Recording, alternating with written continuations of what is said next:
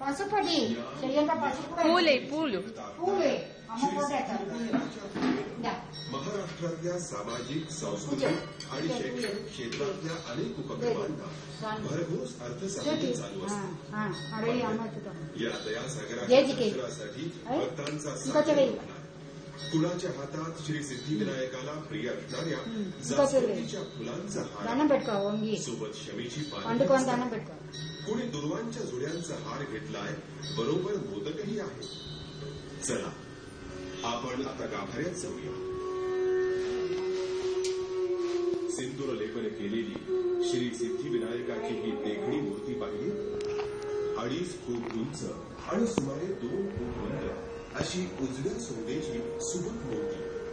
तिच्या वरच्या एका हातात आहे कमळ, तर दुसऱ्या हातात आहे परशु। खाली उजव्या हातात कमळ, तर डाव्या हातात मोदकाची वाटी आहे। Zona Turbo de Internet Cambiada. Impulse